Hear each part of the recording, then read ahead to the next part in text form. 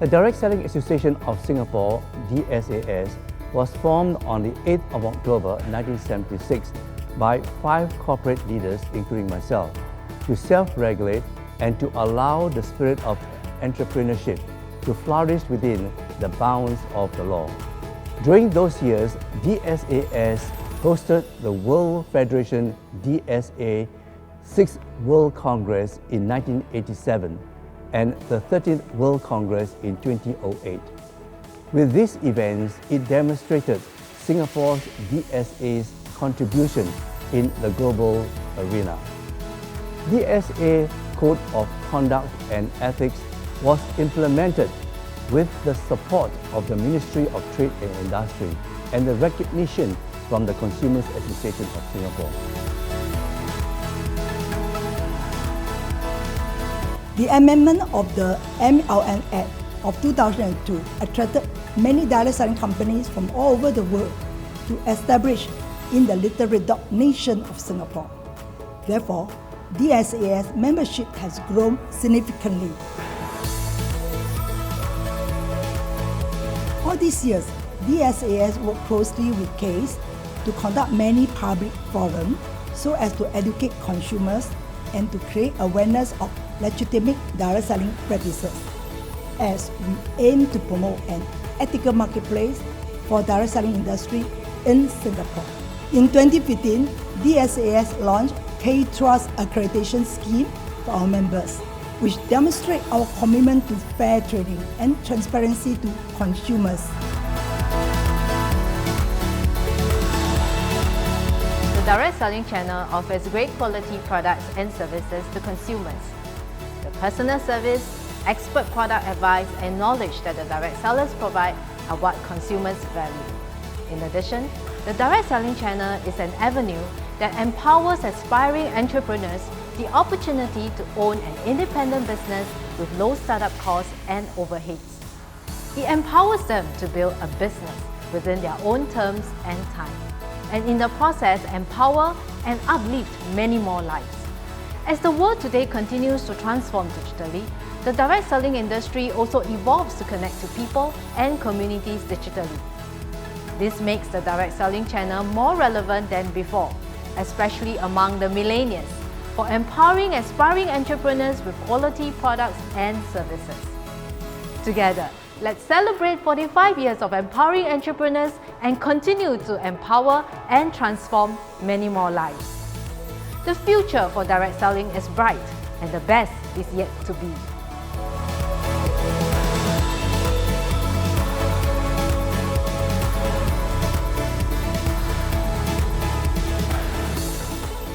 Congratulations to DSAS for 45 years of support and advocacy for the direct selling industry in Singapore. Happy 45th anniversary! Congratulations, Singapore DSA. Happy 45th anniversary to you all. Look forward to the best in coming next year. Happy 45th anniversary. Congratulations, DSAS. Happy 45th anniversary. Greetings from the Philippines. To all our dear colleagues and friends in the Direct Selling Association of Singapore, happy 45th anniversary. Hi, cheers to the future achievements and the past glories. Happy 45th anniversary to Direct Selling Association of Singapore. Hello DSAS, congratulations on the outstanding performance. I believe you have a successful anniversary virtual conference. All the best from Advocacy Vietnam. Happy 45th anniversary! Congratulations and my best wishes to everybody in DSA Singapore. We at DSA Myanmar hope to follow in your lead to greater success and many more achievements in the future. Happy anniversary, Singapore DSA. Thank you.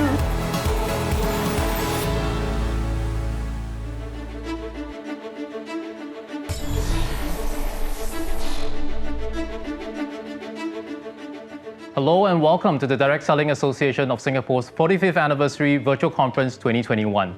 Thank you for joining us online. My name is Adrian and I will be your host today.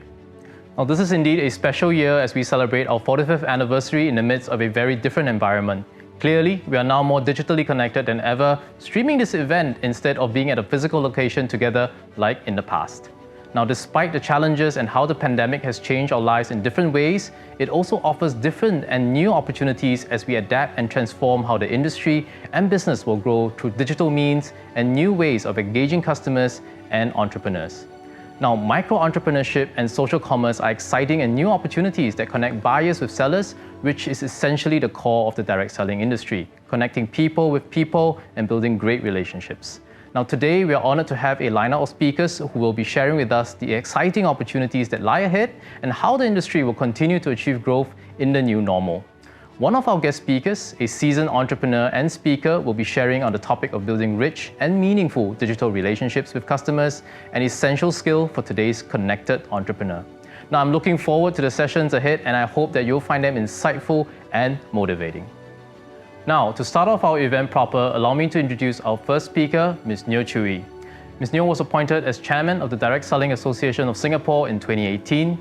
Prior to that, she served as the first vice chairman of the association. As chairman of the DSAS, Ms. Neo is focused on working with partner companies to achieve the mission and vision of the association, creating an ethical marketplace for the direct selling industry in Singapore, with robust industry standards, achieving strong consumer assurance and satisfaction. Ms. Neo is the general manager of Nu Skin Singapore and has over 18 years of experience in the direct selling industry. She's a passionate advocate for entrepreneurship and the direct-to-customer platform. Ladies and gentlemen, please welcome Ms. Neo Chui. Thank you, Adrian. A very good afternoon or good evening to all joining us digitally today as we celebrate the proud milestone of our 45th anniversary of the Direct Selling Association of Singapore. To kickstart this celebration, and on behalf of DSAS, allow me to extend our greatest appreciation and thanks to our guests of honor and distinguished guests for gracing our event.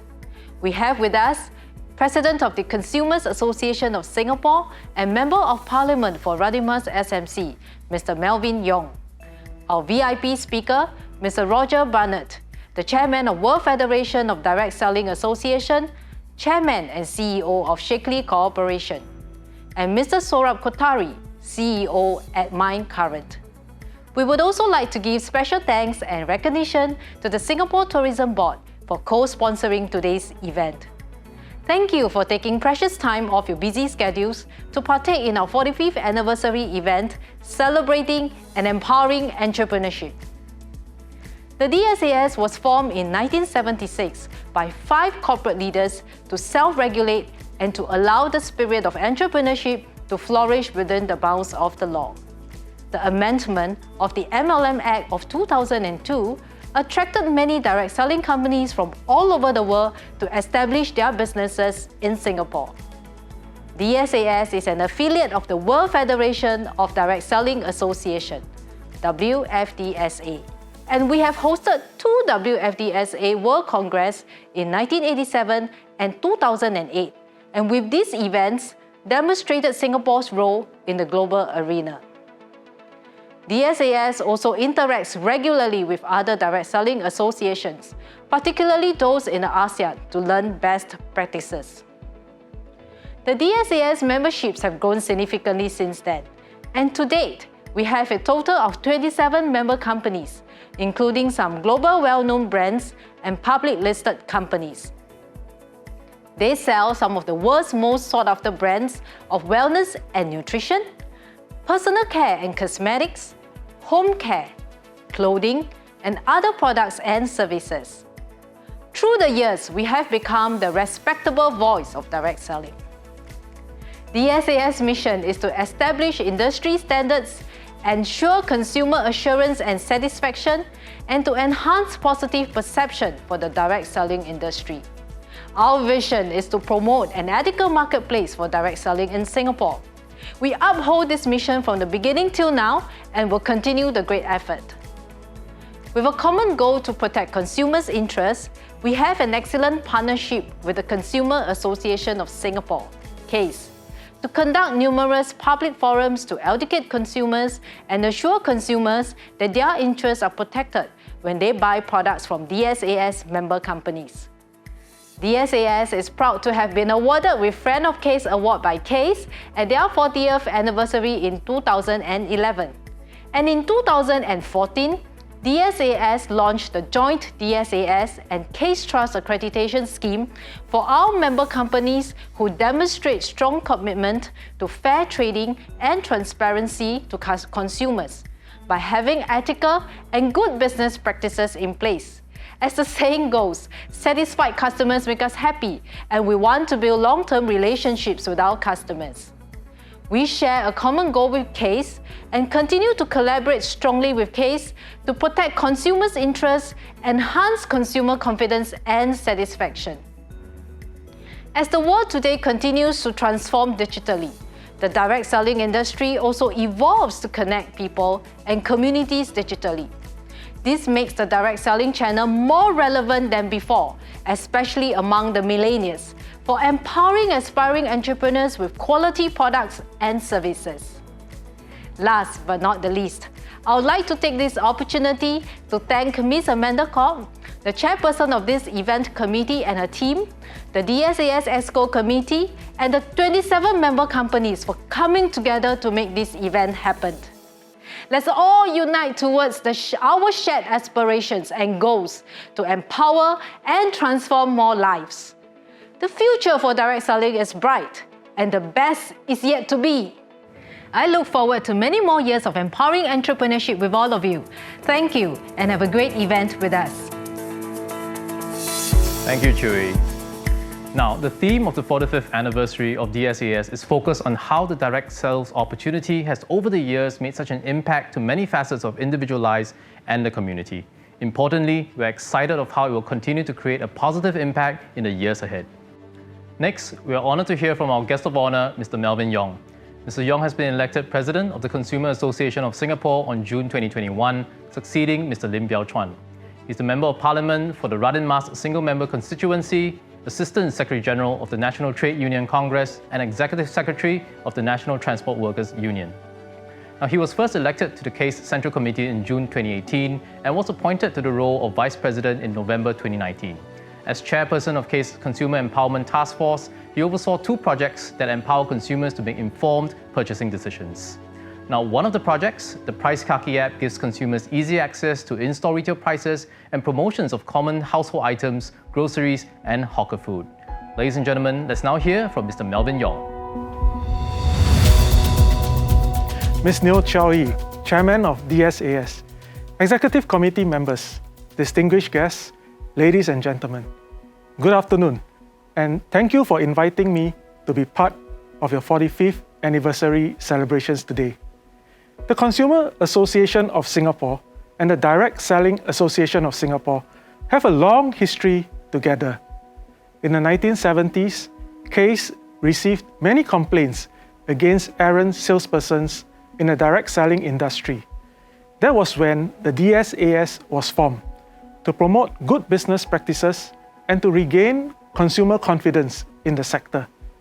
At the inauguration ceremony, then President of DSAS, Mr. Thomas Heng, had pledged to work closely with CASE to address unfair practices and protect consumers' interests.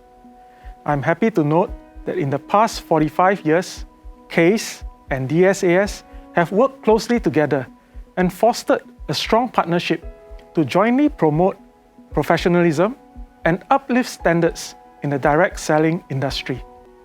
For my speech today, I'd like to touch on 3 important shifts that are taking place as a result of today's dynamic and increasingly digital marketplace, and how these will affect the direct selling industry. First, the shift to instant gratification during the purchase process. In today's increasingly digital marketplace, consumers' purchasing habits have changed. Transactions happen quickly with a single click of the button, offering instant gratification to customers. E-commerce platforms gamify their purchase process, offering discounts and limited time offers to entice consumers with more reasons to complete the sales process fast. And this has certainly impacted how direct selling works, as consumers have less patience now. Will this be the start of the end for direct sellers? Direct selling provides business owners with the flexibility and creativity to differentiate themselves from their competitors by providing consumers with personalized services and convenience. Customers enjoy customized product demonstrations which may fall outside of standard retail hours. They can also ask in-depth questions, try their hands on the products, and receive good after-sales service. Having that commitment and dedication to your customers will give direct sellers the advantage in retaining your customers amidst the disruptions in the marketplace. Second, the ever-increasing importance of fair trading and good business practices. In every industry, there will always be a small minority of bad apples who tarnish the entire industry's reputation. The direct selling industry is not immune to this, and therefore, the role that DSAS plays is very important. Over the years, DSAS has taken the lead in creating an ethical marketplace for direct selling in Singapore. Among many things, the association introduced a code of ethics and made it compulsory for every member company to follow it strictly. Member companies also offer a 7-day cooling-off period for customers to cancel their purchase without penalty. This is beyond the 5-day cooling-off period stipulated by law. DSAS also partnered CASE in various initiatives to promote fair trading and protect consumers' interests. One such initiative is our annual public forum jointly organized to educate consumers about the direct selling industry and how to look out for legitimate direct selling companies. In 2013, DSAS and CASE developed a joint accreditation scheme for its member companies to differentiate themselves from the industry. Today, 12 companies are accredited under the CASE Trust DSAS accreditation scheme. We hope to have more companies to come on board. In today's digital marketplace, it can be easy for unscrupulous sellers to list fake products and cheat consumers out of their hard-earned money. This is why the partnership between CASE and DSAS is even more important today and in the coming years as e-commerce continues to grow exponentially. We need to grow and promote the CASE Trust accreditation to give consumers confidence that they are shopping with a trusted company. Third, the ability to empower anyone to become an entrepreneur through direct selling. According to the World Federation of Direct Selling Associations, direct selling is a US $179 billion industry worldwide. In Singapore, as of 2020, the direct selling industry contributed some $574 million in sales. Every direct seller is an entrepreneur. The internet and digital marketplace will provide an immense potential to help grow your businesses and encourage other like-minded individuals to become entrepreneurs too. As our marketplace continues to evolve, I encourage you to continue innovating and think of new ways to serve your customers better. Your entrepreneurial spirit and creativity will be key in helping you stay ahead of the competition as our economy gradually adjusts to a post-COVID new normal. In conclusion, I'd like to extend my heartiest congratulations to the Direct Selling Association of Singapore, the Executive Committee, and all members companies for your achievements over the past 45 years. The Consumers Association of Singapore will continue to work closely with you and promote an ethical marketplace to benefit both consumers and sellers. Happy 45th anniversary. Thank you very much. Thank you, Mr. Yong, for your sharing and insights. As you know, direct selling is globally represented and DSAS is an affiliate of the World Federation of Direct Selling Associations. Now, we are honored to have the chair of the Wfdsa as our next speaker. Mr. Roger Barnett is chairman of the Wfdsa. He previously served as vice chairman of the association. Mr. Barnett is chair and CEO of Shakely Corporation. He began his career at an investment banking firm, and he was also founder and CEO of Beauty.com. Selected as a global leader for tomorrow by the World Economic Forum, Mr. Barnett has also been selected as a young fellow of the National Committee on US-China Relations. Over to you, Mr. Barnett. Thank you, Ms. Neo Shui, for providing me with the honor and privilege to address the Singapore DSA during this memorable and joyous occasion, the celebration of your 45th anniversary. The Singapore DSA has been an important member of our direct selling industry and our Wfdsa family. It has upheld and exemplified the standards that are critically important to the future and well-being of the direct selling industry. We are proud that DSAS members are well recognized by consumers and by CASE. We applaud you and we thank you for all that you have done. In 2020, our world was turned upside down by the COVID pandemic. Millions lost their lives, and the health and livelihood of hundreds of millions of others were deeply impacted. If ever there was a disruption, it was this pandemic. It changed our perspective on health. It changed how we work, how we live, how we interact with another, and how we shop.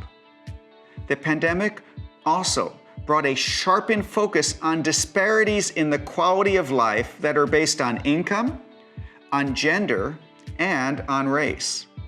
And while it's challenging to say that there is anything good that came from a global pandemic, there was a renewed sense of how we are all interconnected, sometimes for worse, and also for better. Many of us reevaluated our personal relationships to focus more on what really matters to each of us.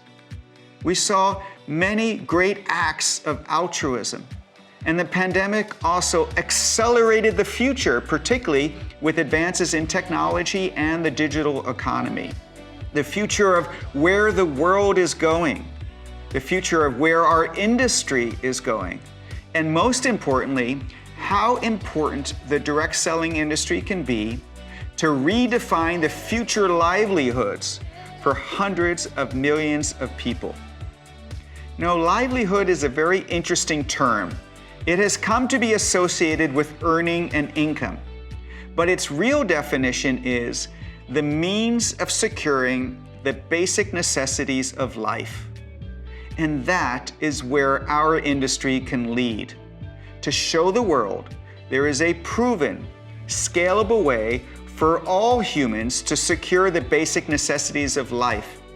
And that includes health, income, a sense of purpose, hope and optimism, knowledge, personal development. These are all the elements that our direct selling industry provides to people. And we provide it to anyone and everyone who chooses to join us. Now is the time where we can bring the future of livelihood to everyone. Now is the time we can bring a more powerful and inclusive business model to the forefront of the world's attention. Now is our time to broaden our view of our stakeholders to care not just for our customers, our distributors, and employees, but to also care for our communities and our planet. This is our moment to lead, to rise, to shine, and this past year has highlighted the compelling need for what our industry offers.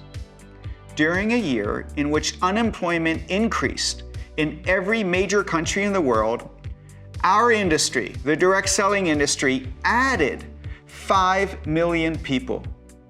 While women have been disproportionately impacted by the pandemic-related job losses, this is not new.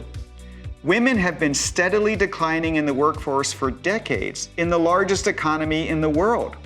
But our industry is different.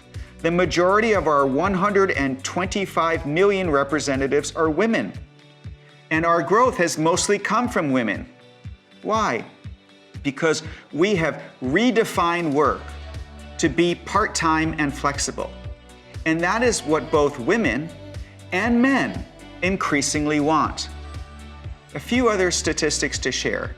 Outside of China, we grew our sales and distributor count in every single region of the world. And within the global direct selling industry, health and wellness continues to be the largest product category, followed by beauty and then household. And together, these represent over $1 trillion of addressable market. $1 trillion. In sum, the direct selling industry, we are growing and resilient. We represent the future of work and the future of livelihood and the future of corporate impact to society.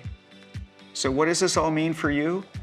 It simply means that there is a lot of opportunity for everyone who is part of the direct selling industry. But we must never rest on our past. We must always embrace the future. Last year, we had the highest level of sales and the most number of people in the 100+ year history of the direct selling industry.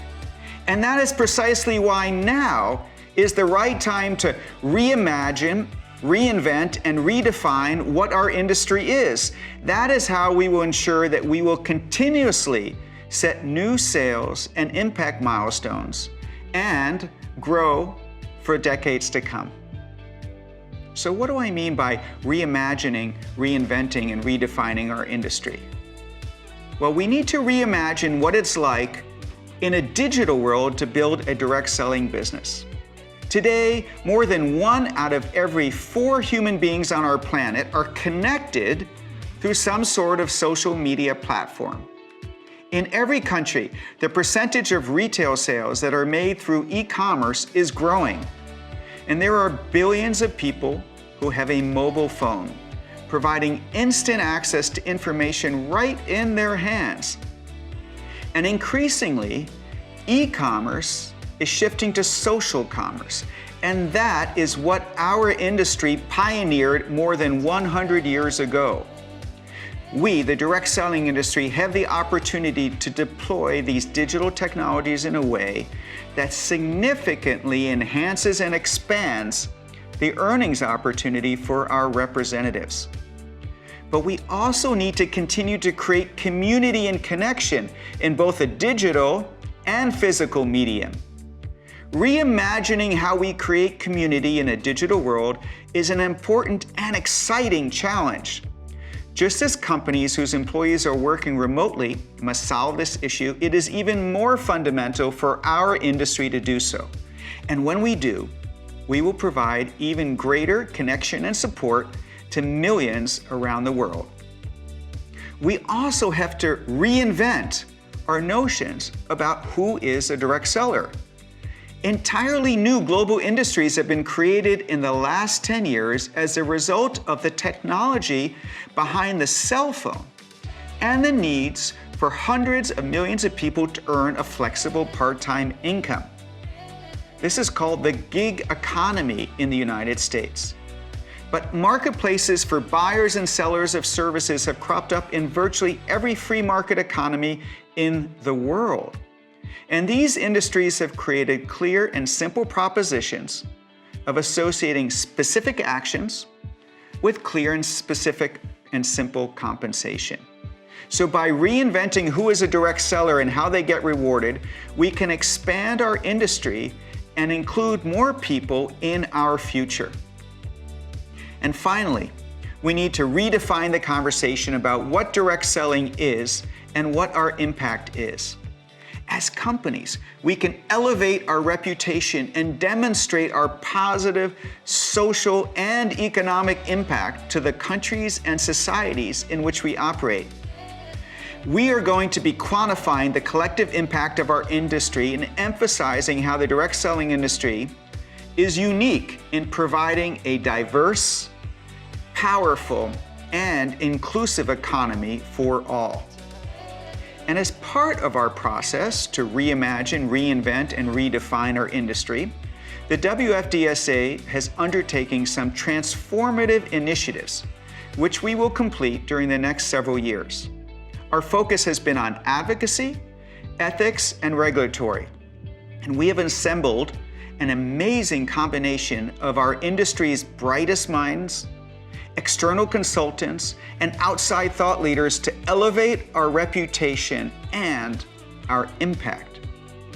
Each committee is led by the chief executive of some of the largest companies in our industry, and I want to personally thank them for their leadership and commitment to helping accelerate the growth of our industry.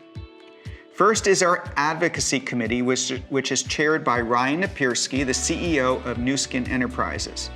The primary goal of the Advocacy Committee is to elevate our reputation by developing and sharing the messaging around all the good that we do to help people, their communities, and the countries in which we operate. Second is our Ethics Committee, which is chaired by João Paulo Ferreira, the Chief Executive Officer of Natura & Co. Latin America. Over the last several years, we have made substantial progress as an industry to create a rigorous code of ethics. And we're going to continue to raise our self-regulatory standards and improve the monitoring and enforcement mechanisms for compliance. But equally importantly, we want to move beyond compliance by promoting ESG and social responsibility initiatives to increase the value of direct selling for all members of society. And then third, the Global Legal and Regulatory Committee is chaired by Milind Pant, the Chief Executive Officer of Amway. And they are actively partnering with governments and legislators to provide more consistent oversight of direct selling across geographies, while at the same time promoting global recognition of the value and economic contributions of direct selling. Now, preliminary work has already begun on all of these initiatives, and we're going to get significant progress in the next 6 to 12 months. And we are so proud and grateful for all the amazing talent who have volunteered to be part of these various committees. Before I close, I'd like to share a personal reflection. I've always said that the greatest luxury in life is choosing how to earn a living. Now, some of us were born into this industry, some found it by chance, and others like myself searched for years to find a business which could be both profitable and make a positive impact for millions of people. However we all got here, I believe we are all fortunate to be part of this noble industry, where the more we help others, the more successful we become. And so, on behalf of the 125 million members of the World Federation of Direct Selling Associations, I would like to thank you all for all that you do to make the world a better place for so many. Thank you so much. Thank you, Mr. Barnett, for those insights into a post-pandemic environment for the industry and, importantly, new opportunities for direct selling in today's connected marketplace. Now, before we move to our next segment, let's take a break, and it's an opportunity for you to now win some prizes. So if you've been watching closely, I'm sure you have no problem answering these quizzes. Now, a quick tip, the answer to the quiz was shown in our opening video. So how do you take part? It's really simple. First, you'll scan the QR code beside me that you will see shortly, or click the link in the live chat box. Now, the first 10 lucky winners with the correct answers will win a prize. This quiz is open for Singapore Direct Selling Association members only. So are you ready? Here we go. The question is, in which year did CASE launch the accreditation scheme for direct selling companies? Was it 2007, 2011, 2015, or 2019? So put in your answers to the live chat box and good luck. Now, our final speaker for today is Mr. Surab Kothari. Mr. Kothari is an entrepreneur, storyteller, and co-founder of MyCurrent, an award-winning data science platform built on Slack and Microsoft Teams that improves team performance and reduces stress. For over 25 years, he has engaged employees, customers, and partners across 6 continents, delivering over 300 virtual events and 3,000 webinars. Today, he will share on how we can build a rich digital relationship with our customers. Well, I'd like to add that Mr. Kothari is also here with us live in this stream and in the chat. Hello, Mr. Kothari, and thank you for joining us. Now, please engage him in the chat. He's really looking forward to interacting with our audiences, and if you have any questions for him, please go ahead and type it in the live chat. Now over to you, Mr. Katari.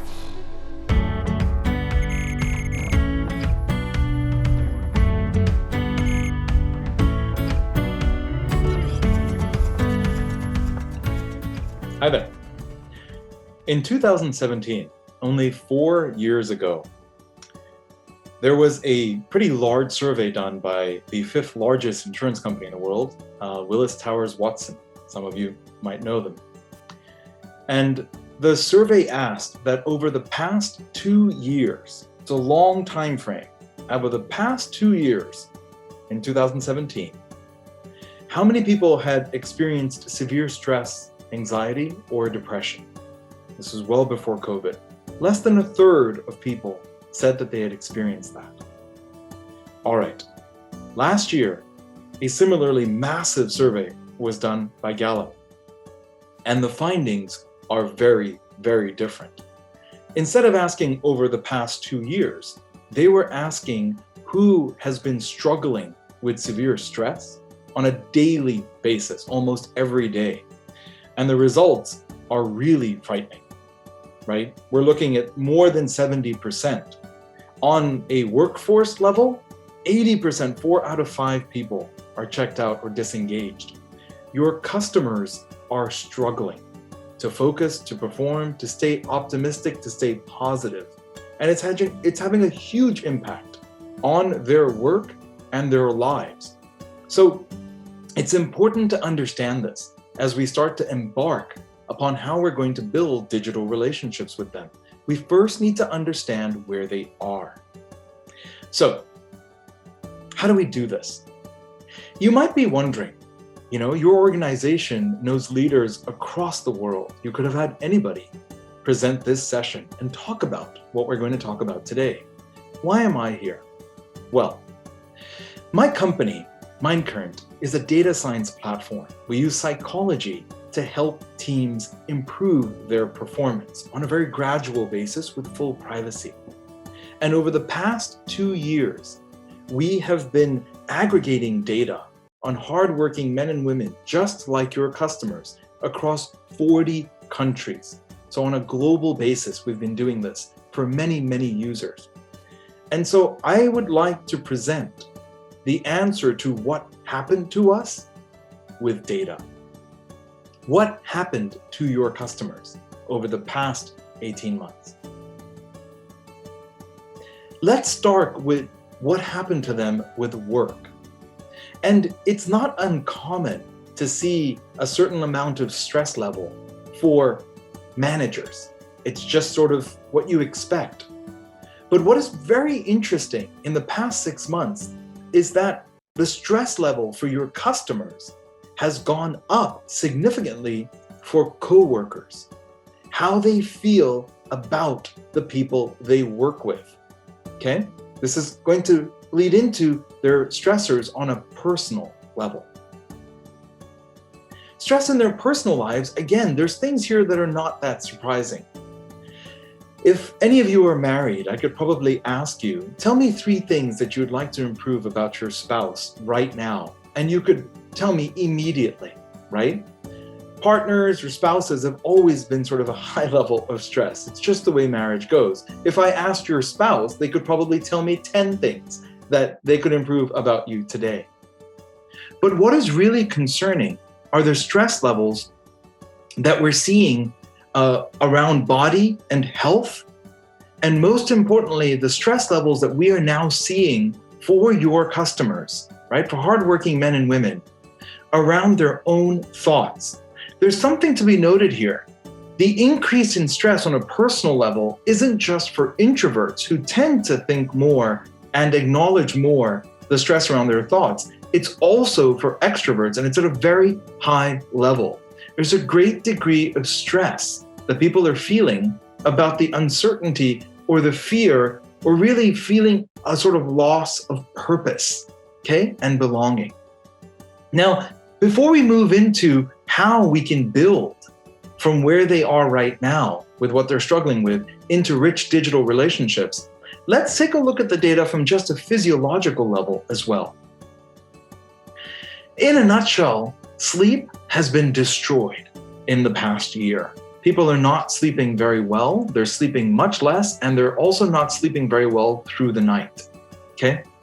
And what they're doing to compensate for this sleep is they're consuming more coffee and tea and less water, which has quite a severe, significant impact on their ability to focus and their ability to make good decisions.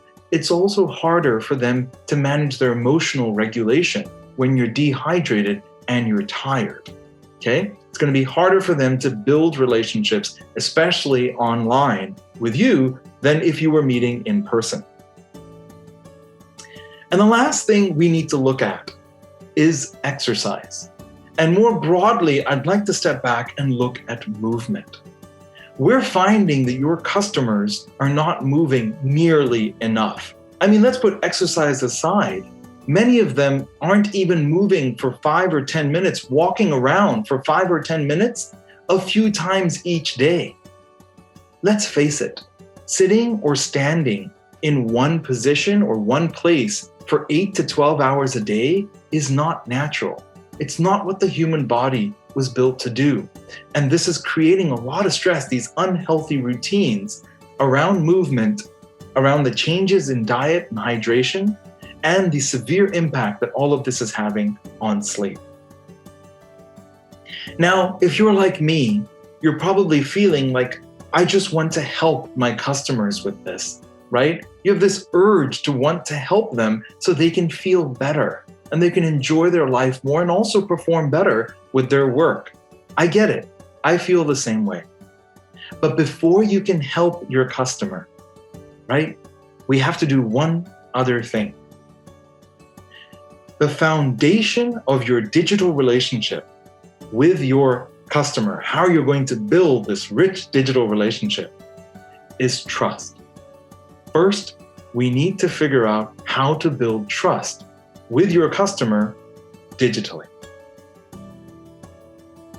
Now, when it comes to trust in a digital relationship, I'd like you for a moment to think about this like a movie director, like a film director. And what I mean by that is we're going to cover some really, really practical tips about how you build a relationship online that is more trusting, more inviting, warmer, and more personal, even when you don't meet the person on the other side. Okay? So we're going to look at lights, sound, camera, but instead of action, we'll look at energy. Let's start with lights. Okay? The worst thing you can do when you're meeting people online, when you're building that relationship in a digital format, is to be sitting in front of a large window. Why? There is no source of light on Earth that can compare to the light of the sun. So no matter how much you try to light yourself from the front, if you're sitting in front of a window during the daytime, you're fighting a losing battle. You're going to come across as a dark silhouette, as if you're in some sort of witness protection program. And you may not realize it, but subconsciously you're presenting yourself as if you are hidden, which is a poor emotional message to send to the person on the other side. Why are you in the shadows? What are you hiding? Why are you hiding from me? They're not going to say it. They're polite. But this is psychologically what we think. So you've got to move away from in front of the window and make sure that you are facing a window. If you can't have a window in front of you, right, then at least have it to the side. And make sure that you have light facing onto your face and the rest of your body. Try not to use harsh lighting, okay? When you're meeting people online, when you're building relationships digitally, use soft lighting, either with a filter in front of the light or just soft lighting for the bulb or the light itself, okay? Try to balance your light. The less shadows that you have on your face or your persona, the warmer, more inviting, and the more trustworthy you appear. At the same time, I'm not asking you to wash your face out. We need to see the color of your skin. We need to see the color of your eyes, right? We want to see detail. But you do not want to be sitting in harsh light, and you do not want to be sitting in the dark when you're building online relationships with your customers. Now from lights, let's move to sound, okay? The quality of sound when we are connecting online is arguably the most important thing in building a relationship. From a technical perspective, it is so much more important than what you see on the camera. And why is this, right? Because the human voice is so important to how we build relationships. Also from a practical perspective, right? If you lose connectivity or your bandwidth drops and you lose your video for whatever reason, or maybe you're just talking to your customer for a few minutes on the phone, there is no video. The quality of your voice, the clarity of your voice is very, very important to build that trust and to make them feel like they're comfortable discussing what you want with them. Invest in a good microphone. It's well worth it if you don't have one for your computer or your laptop or whatever you use to connect online. There's another thing about sound that we need to understand, okay? If you can't hear the other person, it's very hard to understand them, and it's really, really difficult for them to focus on what you're saying and what you're trying to propose or how you're trying to help them if they can't hear you. They can't focus if they can't hear you well, okay?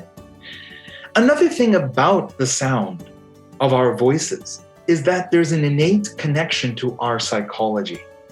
Humans actually start recognizing human voices before we're born. We recognize the voice of our parents, our mother, and our father, if they're around during pregnancy, before we are born. It's very comforting to us. We trust those voices.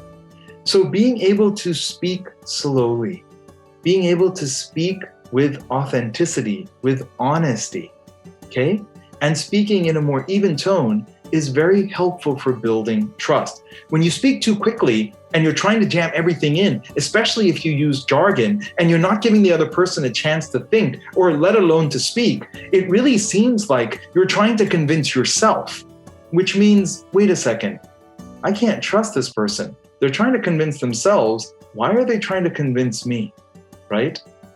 Practice your voice, practice the way you present. You have plenty of time to express what you need to your customer. Slow down, be clear, be compassionate, be considerate in the way that you're speaking. Don't rush when you are speaking to your customer online.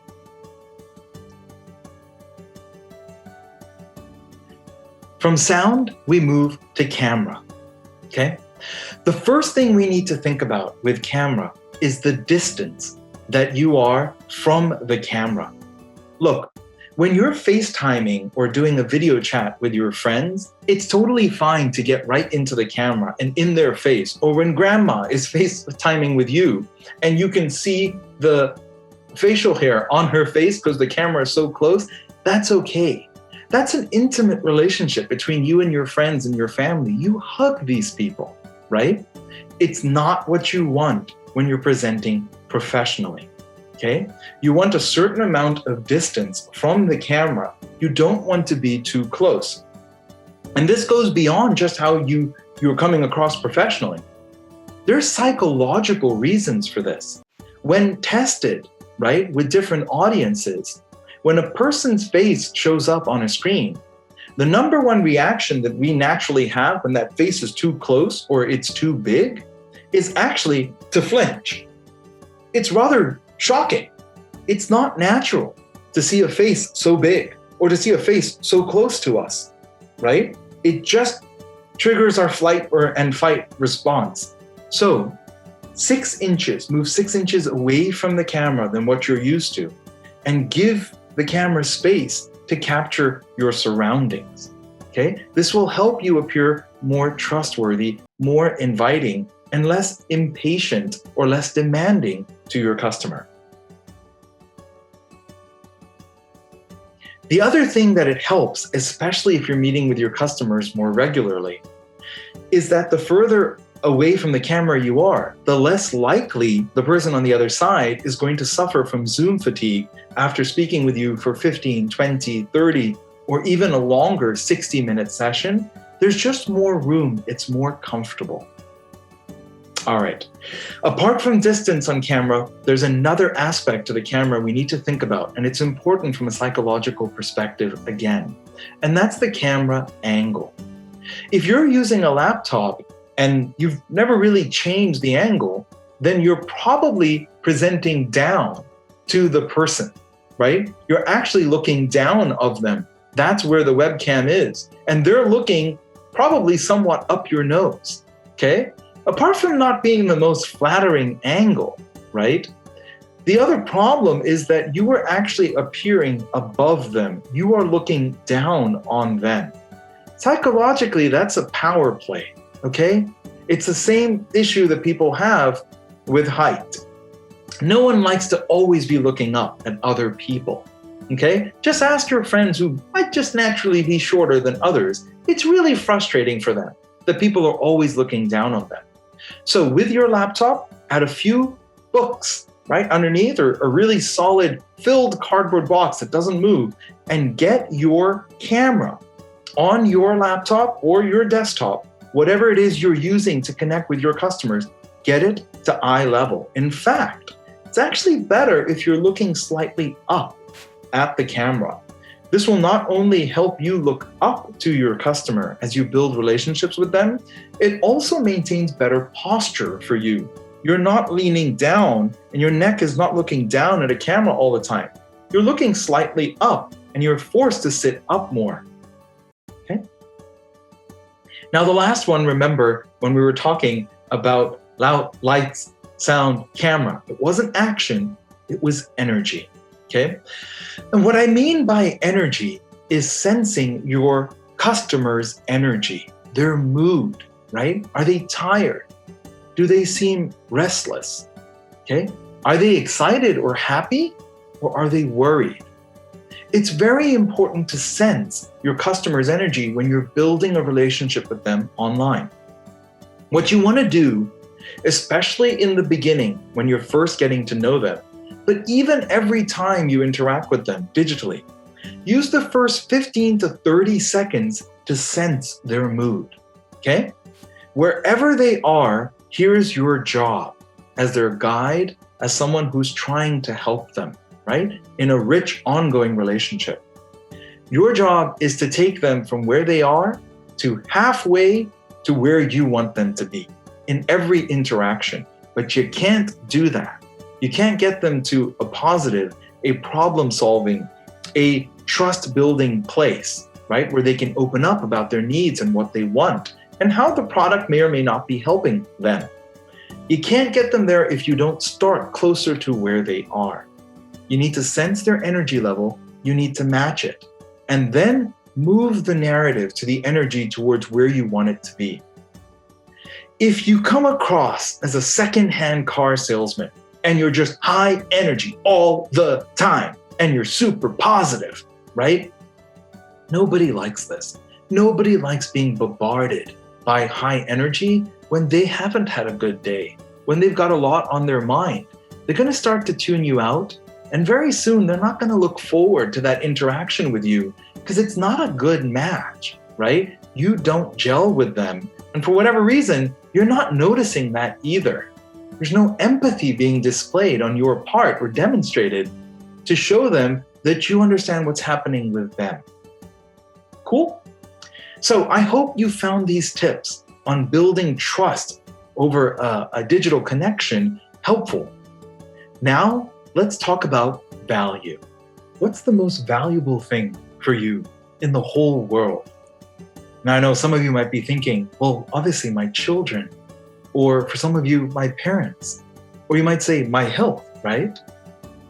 The thing that's most valuable to each of us in the entire world isn't tangible at all. It's our time. And why is that, you might ask? Because time carries with it infinite possibilities. Think about what you could do with an extra hour. Think about somebody you've lost, like a grandparent or a parent or a friend in the past few years. How would it feel to get one more hour with that person? So if your time is so valuable, isn't that true for your customers as well? In order to build rich digital relationships with your customers, you need to show them that their time is valuable. You need to create value from their time. And how do you do that? This is where I'll introduce to you the 3 P's of value in digital relationships. Okay, the first P, positive. And I'm not talking about toxic positivity, okay? I'm talking about making their time with you positive for them. I don't want you to have to feel like you have to smile all the time or joke or flatter them. No. I'm talking about really positive outcomes. How do you use the time you have with them to solve their problems? How can you be helpful in the time that you spend with them? When you create positive experiences for your customer, they associate those positive feelings with you. And they're more willing to spend time in the future with you because it's rewarding to them. The second P, personal. Let's get personal, very personal. Most of our digital experiences are very impersonal. The content may be personalized, but Facebook, Insta, email, WhatsApp, these are all pretty much the same experiences for each of us. They're not personal.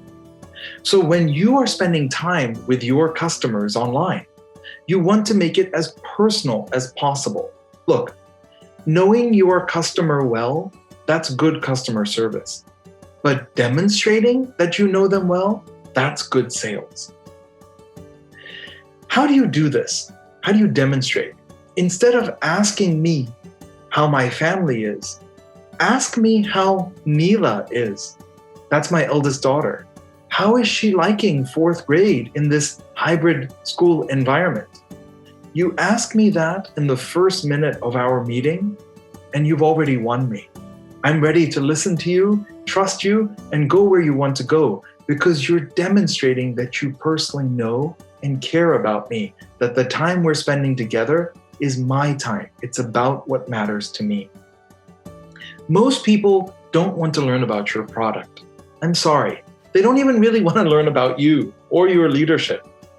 What they're most interested in learning about is themselves and what is going to happen for them in the future, their future self. What's going to change? And can you help them with that? The third P is all about business. It's about making it practical. And what I mean by that is making things actionable. Okay? I'm going to ask you a question. What's the number one reason people don't buy something online? And I know what we've covered, you're going to say, oh, it's a lack of trust, or it's a lack of value. No, the number one thing that's keeping somebody from making a purchase online is a lack of urgency.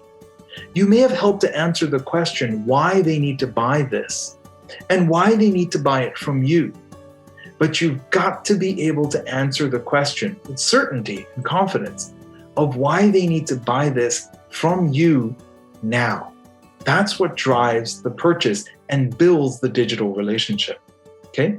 So in order to make things actionable, you've got to provide practical solutions, things they can do right now and things that are easy to do.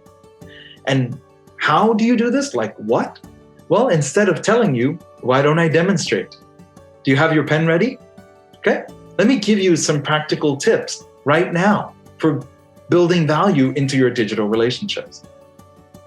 Tip number 1, give your customers some of their time back. It doesn't even need to be more than 5 minutes, but plan your agenda and your engagement with them. Plan the time so that you have time to answer their questions, but give them some of their time back and early. They will love you for this. Plus, it shows that you respect and value their time deeply. Tip number 2, follow their personal news. When you've determined what's important to them in their life, follow that topic or that place or that thing online. Let the news service or social media or thought leaders for that thing, let them give you rich digital touch points that you can share with your customer simply by following online what's important to them. Practical tip number 3, you can do this right now. Before you engage with your customer, I'd like you to do something personally. This one's for you. Breathe in, 2, 3, 4, 5. Hold. Breathe out. Hold. In. Hold. Out. Hold. If you can, 5 seconds in each of these steps. This pattern, it's called box breathing. It's even done by Navy SEALs. Why? Before you engage with your customer online, doing this for just 45 seconds or a minute, it drives a lot of oxygen to your brain and it grounds and calms your body. That's your third practical tip. These are things you can do right now and they'll help you move forward. Okay. That's how we can help to create value with our customers' time. Now, I'm going to talk about the last thing we'll cover today, which is empathy. Okay? To understand empathy, I'm going to ask another question. What's the most important communication skill that you can have? Is it confidence? Is it clarity, honesty, or listening? It's listening. Listening is your gateway to empathy. When you are able to listen, you're able to understand your customer's situation, what's most important to them. You start to see things from their perspective and you start to solve their problems, not yours. You can't do this if you're not able to listen. If you don't listen, your ability to provide value and build trust is severely compromised. Okay? Empathizing with your customer, it allows you to go beyond providing information or insights. It allows you to focus on how your customer can actually use those insights. How is it valuable to them? Not just what you're saying, what are they hearing? Okay? As an example, it'll help you realize something as you communicate with your customers digitally. You know what they'll remember most in a meeting? It's the thing you say last. Everybody operates the same way. The way you end the meeting will be the thing that's most memorable for them. So make sure you end strong and you end with demonstrating empathy, creating value for them, not about yourself. Okay? And make sure the actions you give them at the end of the conversation or meeting are clear and easy. Okay? That's how we work through value and we work through empathy in building rich digital relationships with our customers. Now, I'd like to end, our time together by telling you a little bit about myself, just so that you feel comfortable reaching out with help across any of this as you build rich digital relationships.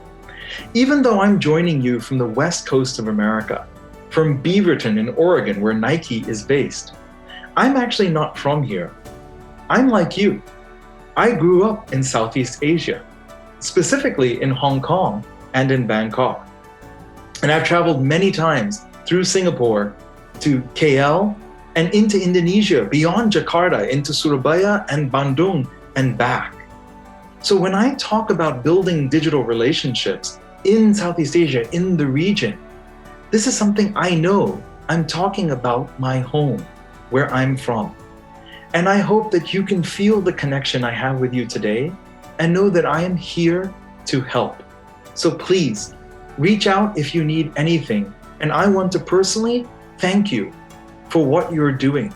You're helping so many people live healthier, happier lives. Thank you so much. Thank you, Mr. Khatari, for your sharing and for joining us in our broadcast today. I know we all benefited and have a much better idea on how to build a rich digital relationship with our customers. Now, with all the great content shared, it's now time for our second quiz. Now, if you've been taking down notes from Mr. Khatari's sharing, I'm sure you have no problem to answer this next question. Just a quick recap on how to take part. Simply scan the QR code that you will see very shortly, and I'll click on the link in the live chat box.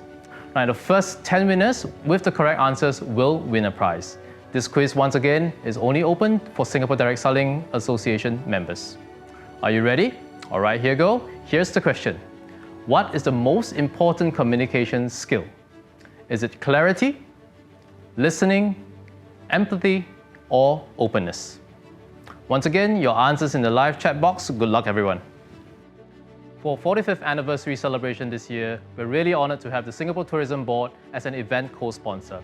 Here's a short video presentation of one of its latest initiatives.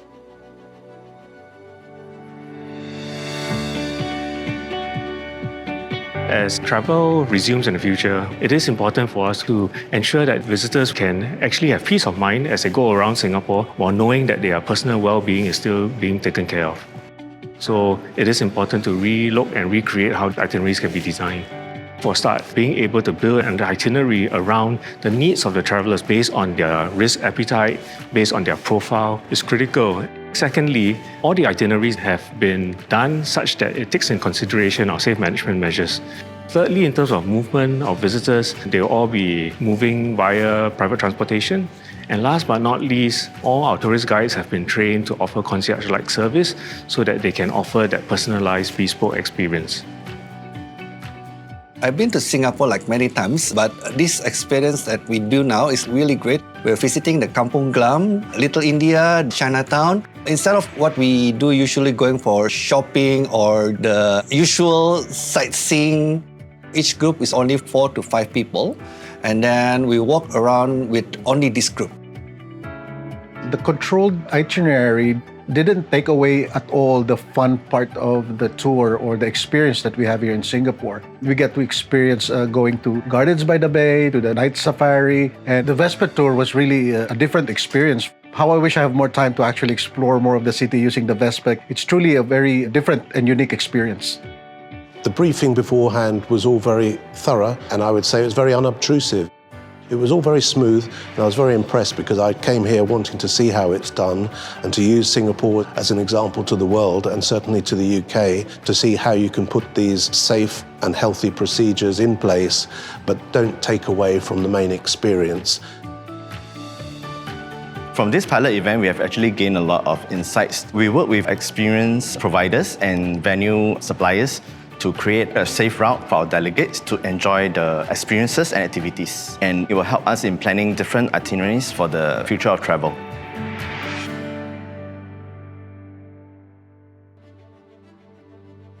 Now, in November 2020, Singapore successfully hosted ITB Travel Revive, the first international hybrid travel trade show in Asia-Pacific set amidst the global COVID-19 pandemic.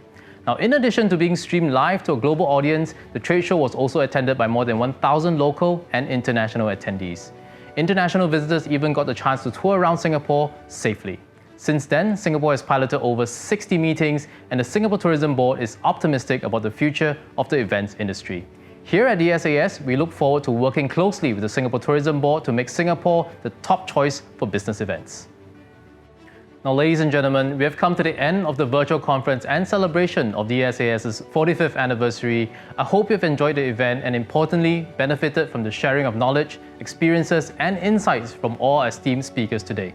It has been my honor to host the 45th anniversary celebration of the DSAS, and thank you for joining us virtually.